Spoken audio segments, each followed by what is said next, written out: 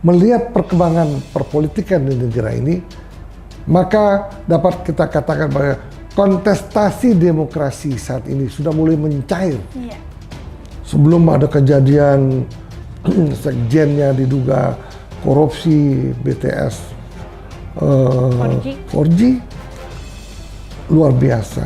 Nasdem ini seimbang dengan Partai Demokrat. Pertama yang mengusung Pak Ganjar, kemudian partai yang terkuat kedua yang mengusung Pak Prabowo, tidak mungkin dengan bersatu. Kalau ini bersatu, sekali putaran selesai. Yeah.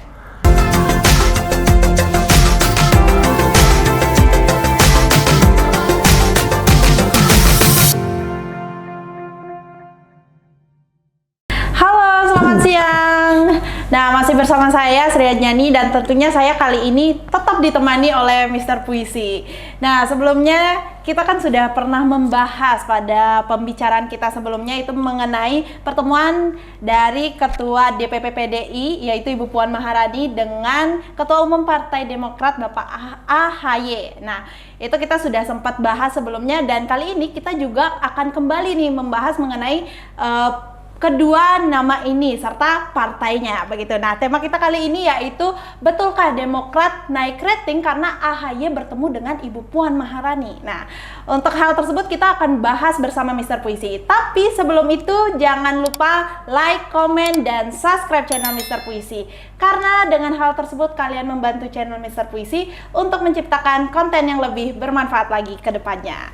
Oke, Mr. Puisi, bagaimana hari ini kabarnya? Kabar baik, Ya. tidak bosan-bosan membahas, mengulik, Ya. meneliti, menganalisa perkembangan politik di negeri kita. Ya. Kenapa demikian? Kita sebagai warga Indonesia yang baik harus mengetahui bagaimana sih perkembangan politik di negeri ini. Kiranya negara ini akan kemana arahnya? Ya. Kalau ketika masyarakat luas ini salah memilih presiden yang akan datang, sehingga negara yang kita idam-idamkan untuk menjadi negara yang maju di kemudian hari sirna. Maka perlu kita menganalisa. Jadi melihat perkembangan perpolitikan di negara ini, maka dapat kita katakan bahwa kontestasi demokrasi saat ini sudah mulai mencair. Iya. Karena apa? Krisis komunikasi sudah tidak ada lagi di negeri kita. Iya. Kita melihat bahwa dulu sudah mungkin 19 tahun lamanya hubungan antara Pak SBY dengan Ibu Megawati membeku sekian lama. Iya. Sehingga sekarang sudah mencair dengan adanya pertemuan Mas AHY dengan Ibu Puan. Sehingga boleh saya katakan bahwa krisis komunikasi sudah mulai mencair. Karena kita lihat untuk partai-partai lain tidak ada yang membeku seperti Demokrat dan PDI. Nah, kalau kita lihat Gerindra dengan Nasdem, Gerindra dengan PKS, PDI dengan PKS, PDI dengan yang lain-lain, tidak ada pernah terjadi gunung es yang sangat keras dan membeku. Akhirnya Pilpres 2024 ini bisa mencairkan gunung es yang membeku. Ketika ada pertemuan tokoh dari Demokrat dengan tokoh dari PD Perjuangan, tentunya ada sinyal-sinyal positif dari Pak SBY sendiri yang merupakan mantan Presiden RI, dan juga sinyal-sinyal positif dari mantan Presiden RI juga Ibu Megawati yang nanti akan bertemu secara kesinambungan sehingga segala sesuatunya akan menjadi cair di kemudian hari. Oke, wah di awal kita sudah mendapat ilustrasi yang luar biasa ya Mr. Puisi terkait dengan pembahasan kita kali ini. Nah Mr. Puisi, yang ingin saya tanyakan adalah mengenai pembahasan kita kali ini nih, apakah memang betul begitu rating dari Demokrat ini bisa naik nantinya karena adanya pertemuan antara dua tokoh ini yaitu Bapak AHY dengan Ibu Puan Maharani begitu? Tapi kenyataannya politik sekarang ini mulai dingin Kemudian yang mendapat keuntungan adalah Partai Demokrat. Oke, ya. Pelan-pelan naik dengan pertemuan AHY dengan Puan, pelan-pelan naik, Ya. merayap naik. Ya. Kalau kita lihat di sini, salah satu lembaga survei yaitu dinamakan Indometer yang kebetulan survei bulan Juni, Oke. tanggal 5 Juni sampai 10 Juni. Berarti kan baru-baru saja. Iya. Ini mudah-mudahan ini merupakan survei terakhir dari salah satu lembaga survei yang ada di Indonesia. Oke. Di situ terlihat bahwa akan ada 7 partai yang besar yang akan artinya yang akan masuk ke legislatif. Survei itu menyatakan bahwa pertama PDI Perjuangan tetap paling di atas, Ya. yaitu 17,3%. Kemudian saya bacakan Gerindra 16%, Golkar 8,8%, PKB 7%, Demokrat 6,2%. Nah ini naik dia sedikit Demokrat. Kemudian Golkar itu yang tadi udah dibilang 8%, PSI yang sangat luar biasa dia bisa naik 5,8% dan PKS 4,4%. Nah ini ada 7 partai politik yang mungkin akan masuk ke parlemen. Ya. Tetapi ada juga partai-partai politik yang memungkinkan juga sesuai dengan kampanye yang akan dilakukan berikut ini. Kemungkinan juga di situ P3 yang mana sekarang Pak Sandi Uno ada di P3 kemungkinan juga akan naik dari 2,7% bisa juga naik masuk ke parlemen. Ya kita lihat mereka perjuangannya bagaimana. Ya. Nah satu lagi ada Partai Perindo. Udah mulai naik, mereka sekarang sudah 1,7%. Ya. Kalau dulu kalau nggak salah ya 2019 di bawah 1% kalau nggak salah. Sekarang udah mulai 1,7% dengan adanya tokoh-tokoh partai politik yang direkrut oleh Perindo. Ya. Yang sangat disayangkan sekali, Partai Nasdem terjun bebas.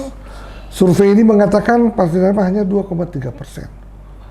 Waduh, ini luar biasa. Sedangkan sebelum ada kejadian sekjennya diduga korupsi BTS 4G, luar biasa. Nasdem ini seimbang dengan Partai Demokrat. Seperti kita ketahui, Nasdem ini sangat kuat di Indonesia bagian timur. Ya. Nah, dengan kejadian-kejadian yang 2 menterinya mengalami musibah berat, di mana kepercayaan masyarakat Indonesia Timur langsung turun drastis. Ya, kalau Indonesia Timur saja udah turun drastis, mungkin di daerah-daerah lain, Sumatera, Jakarta, dan sekitarnya, Jawa Barat, mungkin juga akan turun. Sehingga tinggal masih 2,7%. Nah, ini yang sungguh berat bagi koalisi perubahan. Ya. Karena tulang punggung ataupun kingmaker daripada koalisi perubahan ini adalah sesungguhnya Pak Surya Paloh Ya. yang berada di yang dalam ini merupakan ketua Nasdem. Ya. Nah, kalau ketuanya kingmakernya sudah lesu, bagaimana bisa terjadi untuk bisa membenangkan? Tentunya mungkin apa yang dilakukan oleh koalisi perubahan, tentunya mereka mencari trik-trik untuk bisa menaikkan elektabilitasnya. Ya. Bagaimana cara menaikkan elektabilitas Pak Anies? Ya banyak juga hal-hal yang justru sekarang ditujukan ke Pak Jokowi. Yang dicari kelemahannya Pak Jokowi sendiri. Ya. Nah, Pak Prabowo sama sekali tidak pernah diusik oleh koalisi perubahan. Ya. Apalagi Pak Sandi. Nah inilah mereka yang berteman. Iya. Ya kan? Itu yang saat ini telah terjadi di negeri ini. Oke. Gitu. Nah, tadi Mr. Puisi juga sudah mengatakan mengenai hasil survei ya Mr. Puisi. Yang tertinggi itu kan ada partai PDI dengan Gerindra. Nah, dari partai ini kan hasil surveinya itu kan cukup tinggi ya Mr. Puisi. Apakah mungkin PDIP ini akan bergabung nantinya dengan Gerindra dalam Pilpres begitu? Kalau kita lihat, kita meneruskan survei yang tadi, tetap memang sih Pak Ganjar yang diusung oleh PDI masih menempati ranking pertama, yaitu 26,7%. Kemudian Pak Prabowo 23,29%, kemudian Pak Anies 15,6%. Nah, ini artinya partai pertama yang mengusung Pak Ganjar, kemudian partai yang terkuat kedua yang mengusung Pak Prabowo, tidak mungkin dengan bersatu. Kalau ini bersatu, sekali putaran selesai. Nah, ini yang terjadi. Kenapa nggak mungkin bersatu? Karena apa? Kalau misalnya bersatu, pasti akan ada yang jadi wapres siapa, capres siapa. Kalau Pak Prabowo jadi capres, kemudian Pak Ganjar jadi cawapres, maka efek ekor jas itu pasti akan menuju ke Gerindra. Gerindra akan menjadi partai yang nomor satu yang paling kuat di negeri ini. Demikian juga sebaliknya. Kalau Pak Ganjar menjadi capres, Pak Prabowo jadi cawapres, maka PDI pun akan jauh naik ke peringkat ke atas. Nih, efek ekor jas ini yang sebetulnya direbutkan oleh kedua partai besar ini. Makanya tidak mungkin terjadi bersatu di antara kedua partai besar ini. Justru yang mungkin bersatu ini nanti mungkin partai Koalisi Perubahan dengan Gerindra, mungkin itu yang bisa bersatu. Nah, kita lihat ini, kita kelihatannya sih orang pengen sekali mengharapkan tidak terjadi dua putaran. Biaya cukup besar, pemerintah juga akan mengeluarkan biaya cukup besar, kampanye-kampanye di partai politik itu juga tidak sedikit biayanya. Nah, itu pasti akan the last minute kita ingin kita lihat, kemungkinan besar kita lihat mungkin ada salah penggabungan di antara ketiga partai politik ini, kita nggak tahu. Oke, berarti memang kalau nanti pemilihan di tahun 2024 mendatang ini, Mr. PC, akan terjadi pertarungan yang amat sangat sengit ya, Mr. PC, dari dua partai yang memiliki hasil survei begitu tinggi. Kelihatannya begitu, karena sekarang ini Koalisi Perubahan bukannya ingin menjatuhkan Pak Prabowo, bukan mengorek-orek kesalahan Pak Prabowo, justru yang dikorek-korek justru Pak Jokowi sendiri. Karena apa?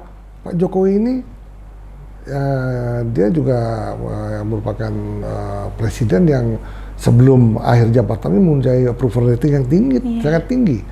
Siapapun yang akan didukung oleh Pak Jokowi bisa memenangkan Pilpres 2024, gitu loh. Wah. Nah, berarti memang rating dari Demokrat itu sendiri bisa naik ya, Mr. Puisi, dengan adanya pertemuan ini, ada kemungkinan begitu ya, Mr. Puisi, karena seperti yang Mr. Puisi sering katakan bahwa akan selalu ada kemungkinan begitu. Oke, terima kasih Mr. Puisi untuk waktunya hari ini. Dan buat teman-teman di rumah, jangan lupa like, komen, dan subscribe channel Mr. Puisi, karena dengan hal tersebut kalian akan membantu channel Mr. Puisi untuk menciptakan konten-konten yang lebih bermanfaat lagi ke depannya. Sampai jumpa kembali, tepuk tangan!